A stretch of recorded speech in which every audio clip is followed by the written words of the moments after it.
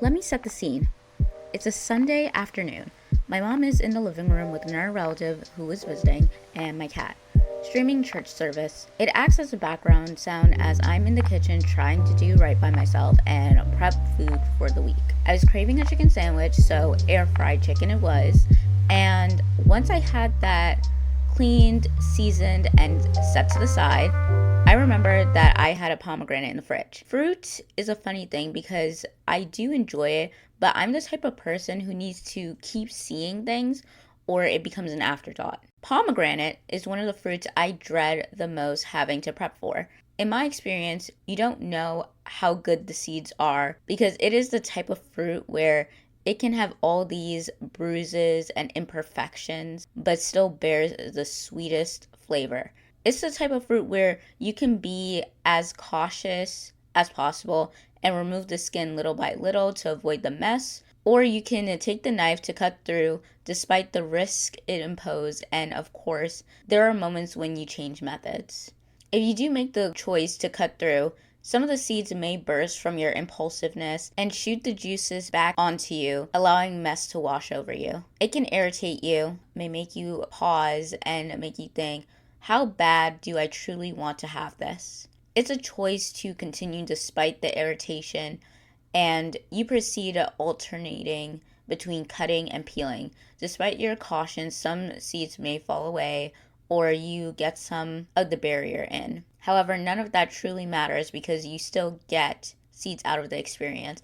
And with a little patience, you remove the barriers that fall into your bowl, being left with the seeds that you're meant to consume. The process of engaging with the pomegranate is not for the process to be perfect or to get all of the seeds, but to get the most out of it despite mess and learning when to use the right method. And as I stood there finishing up, all I can end up thinking is, what if this is a metaphor for life? And if you listened all the way through and it's just like, what the heck does this have to do with anything? I'm in a place in my life where I have this reflection of, I'm not being myself to my full potential on here, and I could be weirder to avoid stagnancy. One way to do that is reframing the mundane, and so it goes. Before I continue, I should probably take the time to introduce myself. Hi, my name is Elijah, but you can call me Lay. Welcome back to A Little Atypical, where we dive into all things wellness, personal development, and lifestyle topics. I like to approach typical topics from a not so typical perspective, and that's exactly what we're going to do today. So this episode is a bit different than what the rest will be for the month.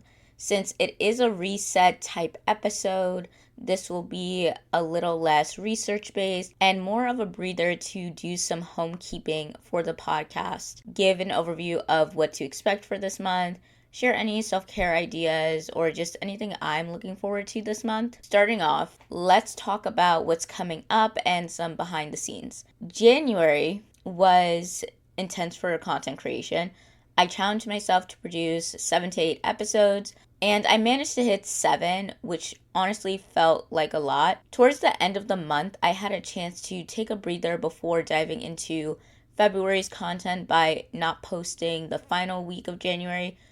I figured it was the healthiest move for me because I didn't want to struggle with burnout this year. Now, the plan moving forward for February, I want to keep the momentum going with weekly posts. So that's going to be 4 episodes this month, this reset episode, and 3 more. Then from March through June, I'm scaling back to 3 episodes per month. I learned from last year that this feels more sustainable and gives me room to breathe while juggling things outside of this. So career goals, health goals, multi-creation, social life, and just everything else without sacrificing quality. Then come summer, I'm planning to do something a little bit different. July and August will be dedicated to a mid-year review, and July will probably cover everything from January through the beginning of April, essentially my year 1, because my 12-week year started January 18th and will end before the new moon in Aries. Then in August, I'll recap from late April through early July. Also, I apologize if you hear any background noise. It is winter and the heater where I live is just always so loud when it's winter. But anyways, I'm thinking consumption logs, what worked, what didn't, trends I loved, and that sort of thing.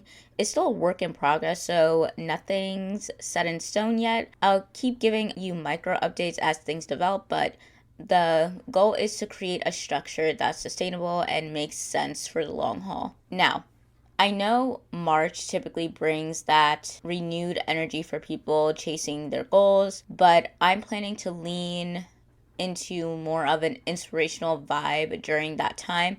So if you're looking for more of the no BS, get your life together type content, hopefully by then I would have caught up on show notes and can provide blog posts with that energy. If not, the episodes about effort will always be there. I'll be honest though, writing has taken a back seat lately because it's another form of creating that requires its own energy and focus.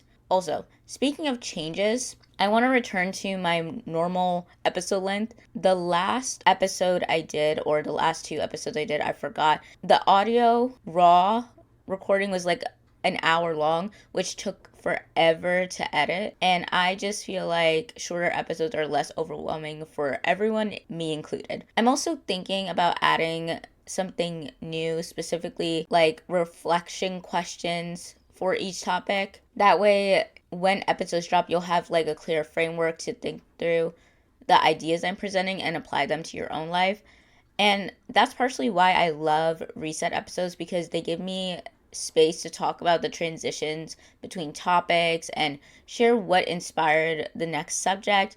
Plus, I might throw in some monthly prep ideas too. We'll see though, because I'm just really trying to see what is best and what is aligned and not yap so much. So now let's move into the theme of the month, which is all about the late bloomer experience.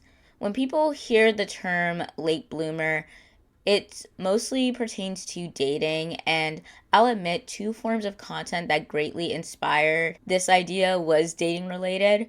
The first clip was from Michelle Obama's podcast where she discussed dating. People only ended up just starting dating later in life. In the clip, it was called Unhealthy, and the comment section showed, a variety of reactions. Some felt validated for not dating during like their formative years. Others questioned how it could be unhealthy to wait until adulthood. And one person even claimed it was propaganda targeting Black women to stay in struggle and baby mama culture, which I disagreed with, since relationships don't necessarily mean it has to involve intercourse. I personally enjoyed reading the comment section for reflection, though I rarely reply to avoid unnecessary stress. But I just feel like you can learn a lot about society's views, the varying opinions on a topic. Then another clip featured a woman in her 30s sharing her experience of going from a 30-year-old virgin to a 30-year-old baby mama, describing how it put her in survival mode despite doing everything quote unquote right her whole life. And I'll try to link both clips for reference, and so you guys can see exactly what I'm talking about, because I think it's just very important for people to view like the initial content. But to most people, these seem like two separate pieces, but I think where they intersect is they both relate to perceived timelines, Like, is it better to start certain experiences as early as possible, or is it better to wait? While I don't think it was clear if the virgin dated prior while remaining abstinent, or if this was her first relationship in general, it still causes reflection among listeners. Not necessarily judgment, but more so curiosity. Like, did she have any guidance to help her navigate her new relationship? Like, friends who may have had more experience, or even family to talk to about the type of things he was saying to her. Anyone really to help her see the red flags. Or was she trying to navigate the experience of dating all on her own? Had she ever dated before Where did she get her idea of love from?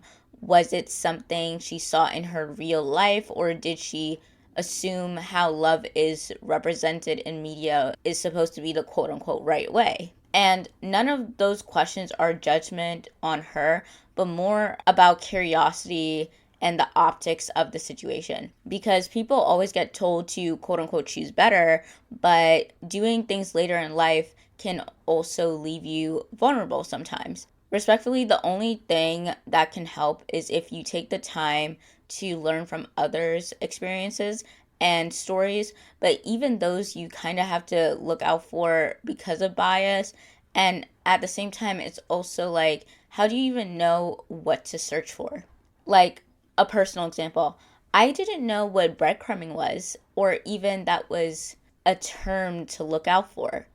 So I think I found it from someone using that term to describe her experience with dating. And when I looked it up, it gave like 6 signs. The first one being they only see you when it's convenient for them. Second, feeling connected when together, but completely confused when you're apart. Three, they go from pursuing you aggressively to putting in the bare minimum. Four, they're vague about what they're doing. Five, they start to show more interest when you pull away. Six, they go from being consistent to disappearing and back again. And the thing is, hearing all this sounded so familiar, but at the same time didn't feel like a true thing. How can anyone like intentionally do that? But also, it low key feels like something someone with an avoidant attachment style would do. My point is, sometimes you're just constantly discovering new things, good and bad, and there's no way to fully prepare for relationships, even if you try your best to learn the difference of things people may or may not do. However, when I sat back and thought about it, lateness is in general something many people relate to, or at least the perception of it. You know, like the feeling of being behind starts at a very young age. You get compared by how fast or how much you achieve compared to relatives. This could be like siblings, cousins, in some cases, parents comparing their children to themselves. You get compared to other students in your classes. You compete to be rewarded and recognized. And that's typically through things like reading, spelling bees, how much chocolates you could sell, and how many things you can get people to order from you. Actually, I kind of wonder if they still do that. But, anyways, I feel like the feeling of lateness accelerates between ages 17 and 25 because from 17 or 18, that's when things are more optional. People can choose to go straight to work or college or take a year off to travel if they're from a wealthy family. It's a strange time because there was structure for our entire lives, and then all of a sudden there's none. For some people, this is where they can thrive the most because they were hindered by structure. But people who were used to order and just following directions and knew how to do things in that order can get overwhelmed easily by the decision and experience paralysis. Do I still want the job I went to school for, or did I waste my time? Am I ready for the workforce, or should I continue education? Should I completely change career paths? Should I try dating again? Should I be in a relationship right now? Do I even want to be married? Am I too old to be trying this new thing? So, last month was all about effort, and I wanted to transition into this idea of quote unquote late blooming because, yes, the vibe was to get people to recognize they're more capable than what they let themselves believe, and that a person should love themselves enough to take action. And February is a month of a lot of things from Black History Month in the US, the Lunar New Year, Ash Wednesday, and the first night of Ramadan following right after, and of course, Valentine's Day. Themes of self love probably will come up in a lot of content once again this year. And I think my definition of self love now isn't just doing the comfortable things, but doing right by myself to be in a place of peace and equilibrium. When you're so used to extremes, you don't see things as a range. Sometimes you have to put in more action, and other times you have to step back. And I think learning this through specific domains I'm working on completely changed my perspective. So that's why I want to focus on addressing the other end, the feeling of already having done all you could, being so drained that you barely have it in you to keep existing, let alone keep going, and questioning if you're enough because you keep trying and nothing is resulting the way you want it to. I get it because I had a moment of reflection where I got a message to kind of just share the whole story, the struggles, the pivots, and the learning, because only then it will attract the right opportunities and mentors. And all I could think is how hard it is to do all that, to admit how badly I just don't know what to do, and that I need guidance, specifically career wise. How it took me so long to find something that even remotely feels right for me to do, but I don't know how to truly get started because I'm doing things no one has ever truly done before in my family, which is working on the business side of the industry I went to school for. My major is very specific in terms of industry, but it was a mixture of chemistry for product development, marketing, finance was required, and all these different aspects. It's not necessarily one skill set. It was like we were training for the industry, but not a specific role. And so I just didn't know what I wanted in full. So by time I graduated, I did have a role lined up, but it was in a different industry, closer to finance, but not doing finance things, more like communication, organization, and just eternal stuff. I realized from that role that the skills I used mattered so much more than I anticipated. Then, physically, at that point, I was not at my best. I was just really stressed out. I felt like I was failing at the role. I was having the hardest time adjusting to the schedule I had because it would be like I worked from 9 a.m. to 3 p.m. and then I was supposed to work again 6 p.m. to 8 p.m.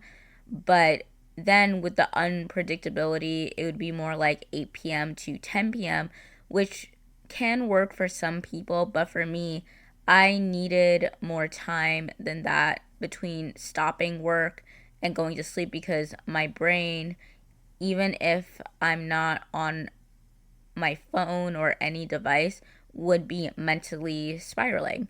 Because if it wasn't clear, anxiety, especially about social interactions and work ethic, were very much on top of the list. And so I would be mentally spiraling in my room for 2 hours, thinking what I could have done better and how can I be better, and wouldn't fall asleep until 12, which doesn't sound too bad, except I naturally wake up at 4:30 to 5 a.m. without an alarm.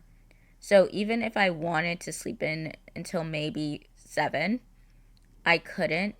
So I would exercise, shower, try to eat something. Sometimes I would try to get a nap in, but I'm someone who can't really do the short naps, and they didn't help at all. Between that, my health was pretty much declining physically and mentally. Between 2022 and beginning of 2025, it felt like everything was happening at once: career uncertainty, health declining, me being my heaviest weight, doctor visits every month because I was just exhausted, a relationship that got complicated and eventually ended, family drama, loss. It was a lot. 2025 felt so stable compared to the prior 3 years. It was like things finally started to click. And because of that, going into 2026 felt calm, even though I'm not where I want to be. But now I'm more certain of it. And of course, there are things that I'm still learning. And there are things I take responsibility for contributing to things not going as fast as I would like. But oddly enough, it feels like being able to breathe. And honestly, early in this year, I got tested to see if this feeling was shakable, like really early on, because that relative that came over does make me uncomfortable and sometimes says things that really just aggravate me and trigger me into a spiral over my career. This time, it wasn't that. I said what I needed to because usually I kind of rely on my mom to answer because I did get really defensive over where I am because them and other relatives have this judgmental tone and they kind of act very entitled to people's time and just make all these assumptions. And it's like, if you're not going to do something actionable to help me get to my goal, I don't want to share what I'm doing with my time because you're just going to throw things on me and try to guilt trip me into things I don't want to do just because you don't understand the steps I'm taking or why I'm doing it, or just think I'm lazy or not doing anything important enough. And maybe it's just me, but I feel like people who are supposed to love and care for you should prioritize how you're doing just as much as what you're doing. Because if someone is truly trying to lead with compassion, you would check in, you know? And the thing is, all of that used to weigh so heavy on me because, like I said, I did struggle with people pleasing tendencies, but I realized they can never understand because they did more of the conventional things. And what I want to do isn't necessarily something non existent, but it is a more niche thing because it's not necessarily marketing, but marketing analytics may use very similar skills. But whenever I tell people, it's like, quote unquote, I have never heard of that before.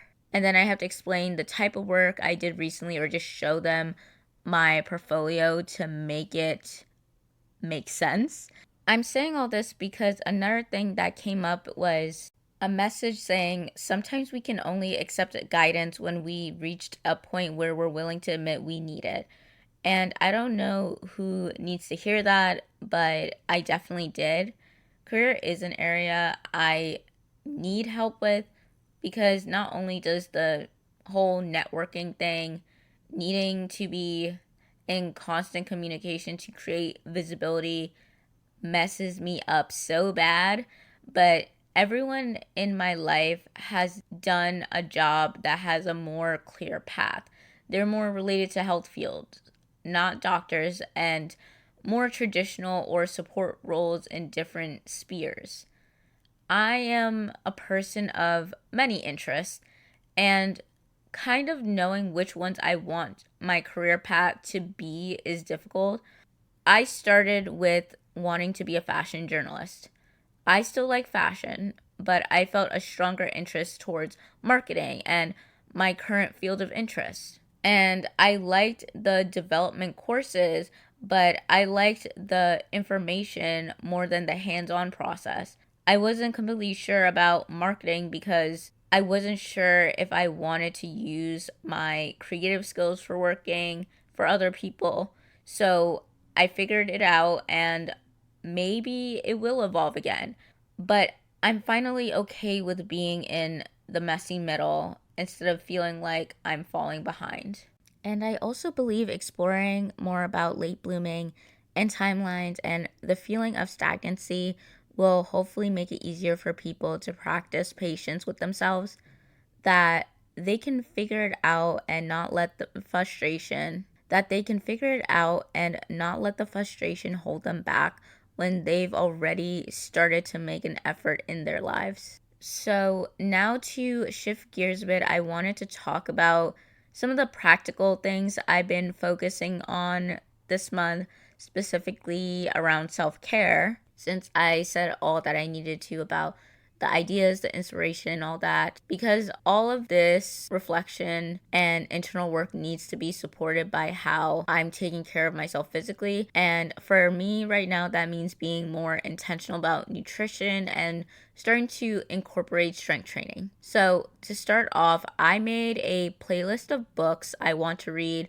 based on the themes it has, and I just want to share this hack. To avoid decision fatigue, create a playlist of audiobooks and podcast episodes where you feel like it fits what you want to learn or matches a specific mood. Because typically I listen when I'm cleaning or on my walking pad, sometimes I spend too much time looking at podcasts and books to choose as my consumption, and it's an easy hack to basically design your own algorithm. So, in my audiobook list, it is Food Intelligence, Good Gut, Salt, Fat, Acid, Heat, The Hunger Habit, Metabolism Makeover, and a book called Budget Cooking.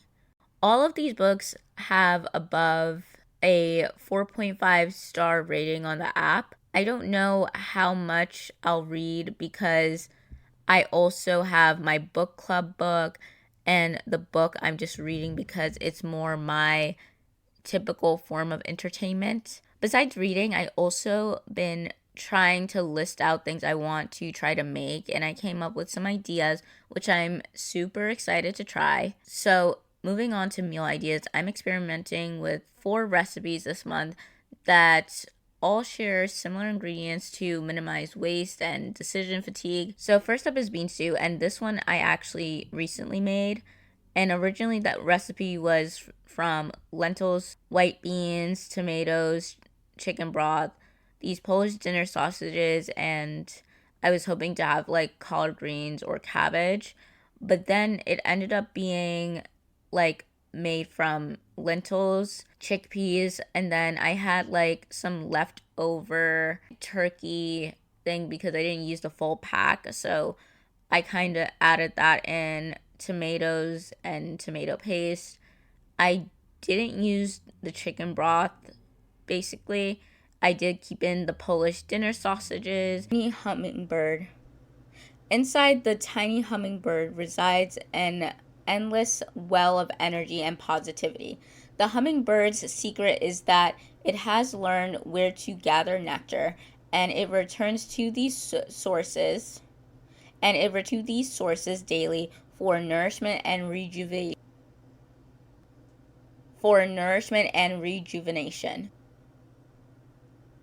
Many sources, but usually involves creativity and exploring spirituality. The way of the hummingbird, and you cannot follow the way of the hummingbird, and you cannot go wrong. Every becomes sweet, every moment worth savoring. In balance, smart, curious, learn. When out of balance, pushy. To bring into balance, take a class. So, you're probably asking, why did we get this for today's episode? The hummingbird's wisdom connects to every word about intentional effort. The hummingbird returns to the same flowers daily because it knows that's where nourishment lives. Here's what happens when we discover joy. It keeps showing up. When work feels sweet instead of draining, you don't need to force yourself. The hummingbird teaches us that consistency isn't about grinding through motivation. It's about creating a relationship with your work where showing up becomes something you want to do. Just as a hummingbird has multiple nectar sources, we can ways. For example, if studying indoors drains you, take your notes outside. Turn it into a picnic. Make it feel like your thing instead of something imposed on you. When you get creative about how you approach your work, when you make it meaningful in your own way, the effort transforms from drain.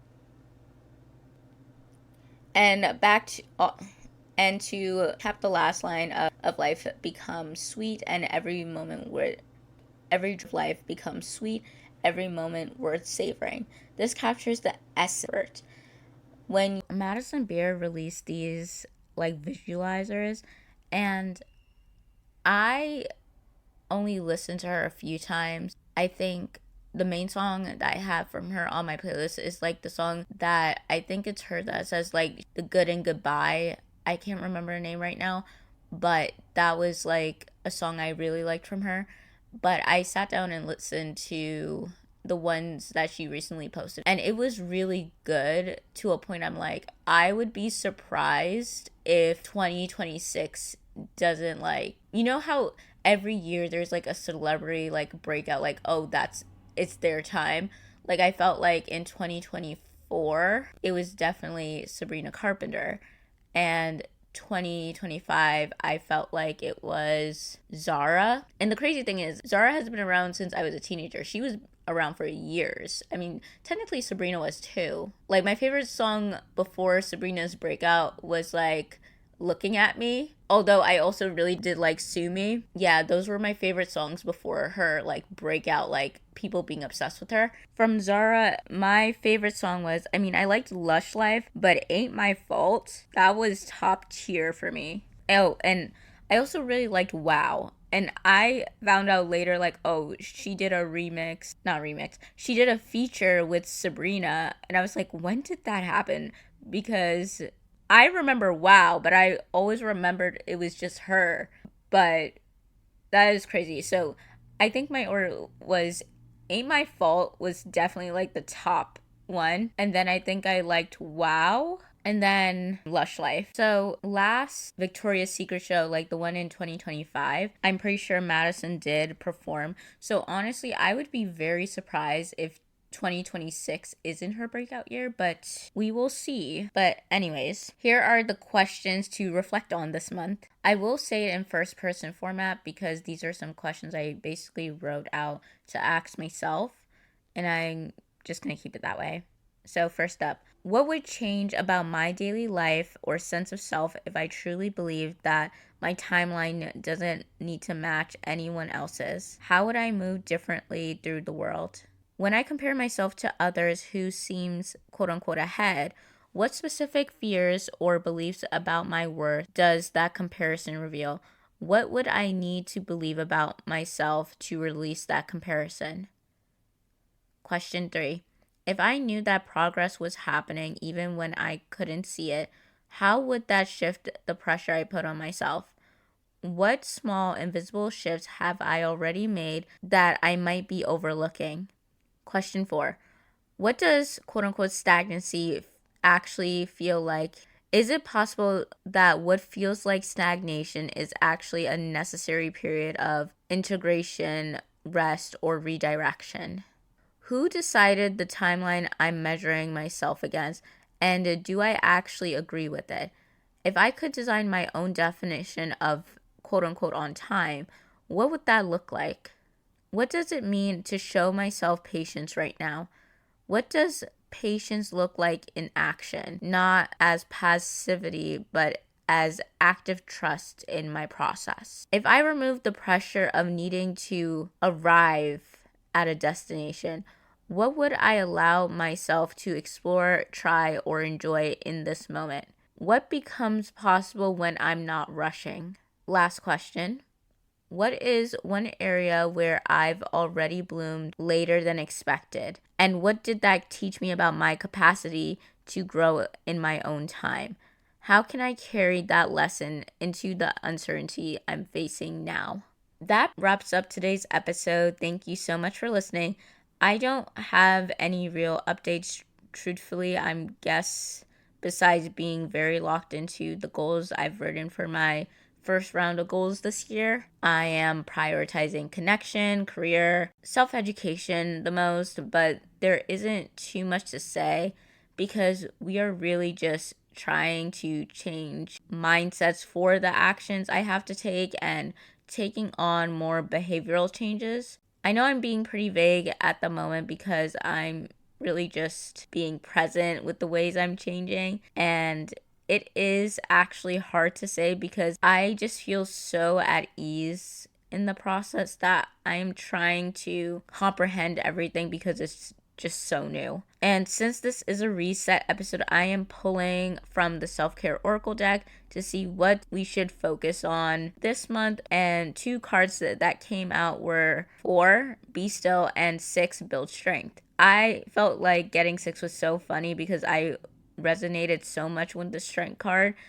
But Be Still came out as a reminder that it's still winter, a season that asks us to acknowledge what we need and honor where we are. And, I talked so much about like winter and how I personally feel about it. But I think some people still need the time to go slow in February. And since the messages are more straightforward, I just feel like there is no interpretation needed, and I'll just close out after I read both. So, first up, Be Still. Mantra: in stillness, I find my center and hear the messages meant for me. Stillness is an anchor that returns us to ourselves and our true path. It is not a distancing of ourselves from our daily activity, but a deepening of our relationship to them. Schedule a time to rest in stillness. Create a cozy environment for this practice. If necessary, be sure to communicate with the people around you so they understand your need to be free from interruptions. Notice how much time in stillness feels nourishing for you. Even 5 minutes can have a significant impact on your mental state. Reflect on how the stillness makes you feel. Journal about your thoughts and emotions before and after the experience so you can see how it helps you shift your mindset. Consider how more stillness on a regular, ideally daily basis can be supportive of your overall self-care practice. Journal prompt: take 2 minutes to sit still. What thoughts and feelings arise? Card 6, Build Strength. Mantra: I am strong. My body, mind, and spirit are resilient. It's time to move and strengthen your body in a new way.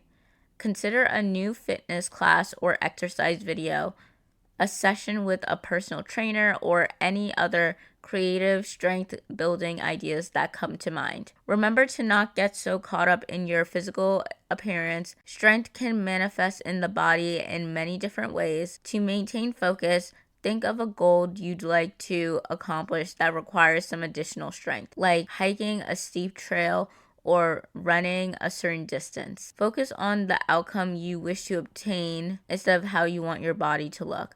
Most importantly, be sure to celebrate yourself when you reach this goal. Journal prompt: what makes you feel strong? And that's all for the episode today. Thank you for tuning into A Little Atypical. If you found this helpful, don't forget to subscribe and share with someone who might need to hear this message. Remember, view the description box where you can find important links such as the one to my website where there's so much more bonus content, and of course to my Substack as well. Until next time, have a good day, evening, or night, and stay authentically atypical. Okay. Bye.